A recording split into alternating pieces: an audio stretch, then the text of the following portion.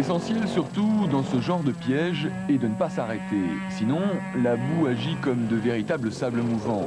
La moto s'enlise et pour la sortir, il est alors fréquent d'y perdre son sang-froid et un bon paquet d'énergie.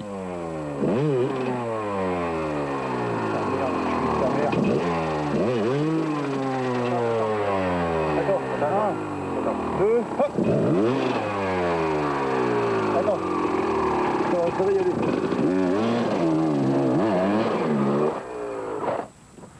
C'est pas un chiffon là parce que je peux plus rien monter.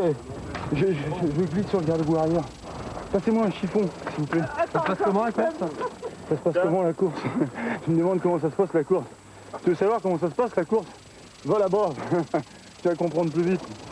Mets des bottes, ah bah tu les as. Bah, va là-bas alors. Explique-moi, je suis pas allé. Ah bah vas-y. Tu vas comprendre, t'as de la merde jusque là. Et donc la moto, ça arrive jusque là. Et alors quand tu veux soulever la moto, tu vas jusque là. Et derrière encore. Puis alors faut que t'arrêtes parce qu'après t'es en apnée. Voilà en tout cas le plus sûr moyen de ne pas s'enliser.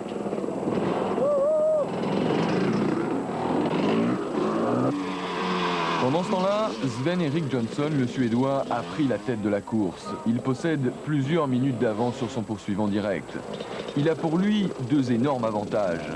En étant le premier à passer, le terrain n'est pas détérioré et les bourbiers, par exemple, ne sont pas encore creusés. Forcément, ça passe plus facilement. Et puis, en enduro, Johnson est une référence. Son manager, Fabrizio Azzalin, le surnomme Terminator. Rien ne l'effraie, il semble insensible à l'effort, infatigable, indestructible. Il se joue des difficultés sans broncher. Johnson est une machine à gagner. Plus c'est dur, plus il aime ça. Ravitaillement éclair pour tous les concurrents. Ici, juste le temps de faire le plein, de manger un peu, et c'est reparti. 6 minutes derrière, Alain Olivier s'accroche à sa seconde place. Il sait qu'il ne peut rien faire pour rattraper Johnson, mais reste à l'affût si le Suédois venait à connaître des problèmes. La course est tellement dure que tout semble pouvoir basculer très vite. T'as pas beaucoup perdu, t'as 30 secondes de plus que tout à l'heure. Comment? Franck Rivière, surprenant 5e, profite de son expérience de trialiste pour se hisser parmi les meilleurs. Tu les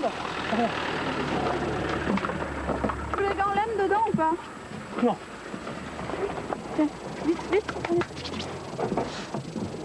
C'est froid? Et ta gourde? Ah, je commence un peu là parce qu'on s'est mouillé dans des flaques là. Salut. Bon, je suis trempé, c'est pour ça que c'est un peu froid là. T'es tombé? Non. Tu le vois ça ou pas? Ça, à force de passer dans ces bourbiers, là, je remonte par-dessus la tête. Tu le vois? Non, ça va aller. Non, remarque. C'est bon. Droite là. Droite. C'est bon? De l'eau. Alors c'est comment? Génial. Superbe. Pas trop dur? C'est dur. Mais on est plus dur. Bourbier, tu angoisses, tant. Ça pareil, tu sais pas si tu vas passer, où il faut aller, il y a des traces partout, des anciennes traces. Tu vas jusqu'au bout?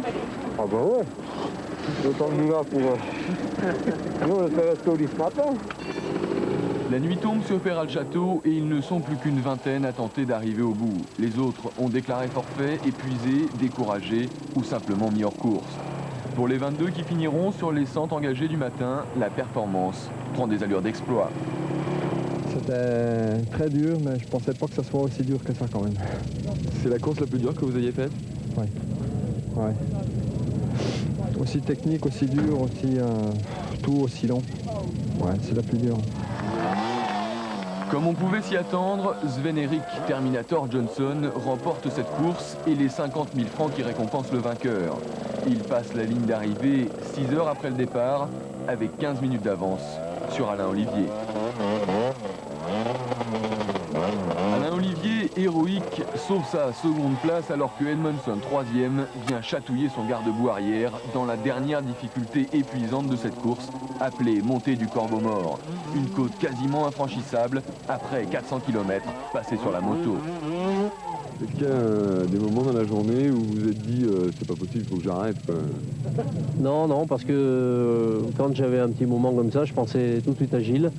Et je sais que bon, il voulait cette course. En plus, il pleuvait, je crois que c'est ce qu'il voulait. Donc, ça m'a toujours remonté le moral et j'ai toujours été de l'avant en pensant à lui. Thierry Charbonnier finit 4e, juste devant Franck Rivière, qui termine épuisé, tout comme les 22 concurrents qui passeront la ligne d'arrivée. Est-ce qu'à un moment vous avez pensé abandonner? Non, parce que bon, j'étais venu là pour Gilles, pour Catherine, et jamais j'aurais abandonné. De toute manière, j'aurais été jusqu'au bout, même si je finissais à 11h59, vu que c'est minuit la mise hors course, et j'aurais fini.